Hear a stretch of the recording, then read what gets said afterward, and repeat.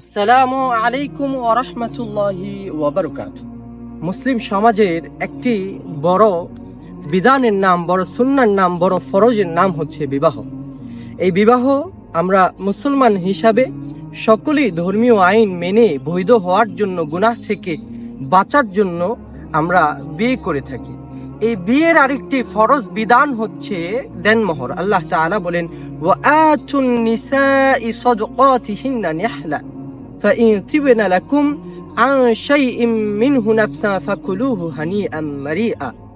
যে মুমিনরা, তোমরা যারা বিবাহ করবে, তোমাদের ওয়াইফদেরকে তোমরা খুশি চিত্তে, সন্তুষ্ট চিত্তে দেনমোহর আদায় করো, তাদেরকে দেনমোহর দাও। কিন্তু বড় আফসোসের বিষয়, বড় পরিতাপের বিষয়, বড় দুঃখের বিষয় যে দেনমোহরকে পশ্চিমা পাশ্চাত্য আমাদেরকে এই দেনমোহরকে পরিবর্তন করে দিয়েছে কাবিনের মাধ্যমে। পুরো সিস্টেমটাকে তারা বদলিয়ে দিয়েছে, পুরো সিস্টেমটাকে পরিবর্তন করে দিয়েছে। ফরজ থেকে মানুষকে গুনাহগার বানাচ্ছে।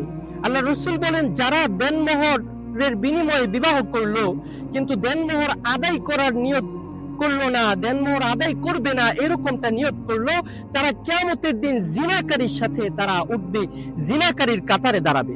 তাদেরকে আল্লাহ তাআলা জিনাকারের কাতারে দাঁড় করাবেন। আপনার ওয়াইফের সাথে আপনি সংসার করছেন, বৈধভাবে বিবাহ করেছেন, কিন্তু কিয়ামতের দিন এই সমস্ত সংসারকে জিনা বলে গণ্য করা হবে, কারণ একটাই, আপনি দেনমোহর আদায় করেননি। আর এই গুনাহের মধ্যে ফেলার মূল বিষয়টা হচ্ছে দেনমোহরকে কাবিনে পরিণত করা। অর্থাৎ ইসলামের বিধান হচ্ছে, আপনি বিবাহ করার সাথে সাথে দেনমোহর ধার্য করার পর বাসর ঘরে সহবাসের আগে আপনি দেনমোহর শোধ করে দিবেন, পরিশোধ করে দিবেন।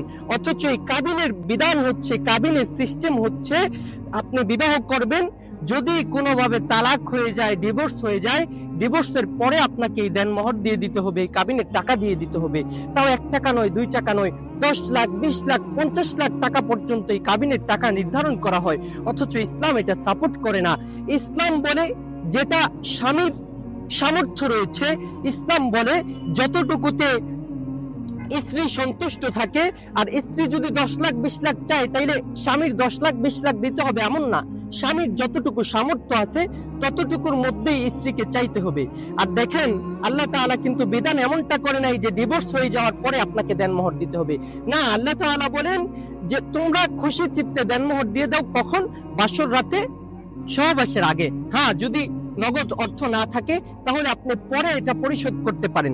যদি আপনি নিয়তি করেন যে আমি দেনমোহর পরিশোধ করব না, অথবা তালাকের পরে যদি তালাক হয় তাহলে আমি দেনমোহর পরিশোধ করব, তাহলে আল্লাহ রাসূল বলেন যে আপনি জিনাকার, আপনি জিনাকার, আপনি জিনাকার। আপনার বউ আপনার জন্য অবৈধ হয়ে যাবে, আপনার সন্তানকে জারজ সন্তানের কাতারে দাঁড় করানো হবে, আপনাকে জিনাকারের কাতারে দাঁড় করানো হবে।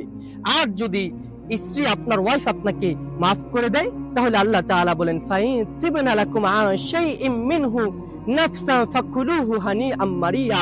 আর তোমার স্ত্রী যদি তোমাকে খুশি চিত্তে মাফ করে দেয়, তাহলে তুমি ওইটা তা গ্রহণ করতে পারো, মাফ হয়ে যাবে। কিন্তু আমাদের সমাজে দেখা যায়, বাসর রাত্রে গিয়ে আমরা বউয়ের কাছে মাফ চাই যে দেনমোহরটা মাফ করে দাও। অথচ এটা ইসলামের বিরুদ্ধে, ফরজ বিধানের বিরুদ্ধে। ফরজ বিধান হচ্ছে দেনমোহর আদায় করতে হবে। বউ যদি খুশি চিত্তে মাফ করে দেয় তাহলে মাফ হয়ে যাবে। আর 10 লাখ 20 লাখ এটা কোনো দেনমোহরের টাকা না।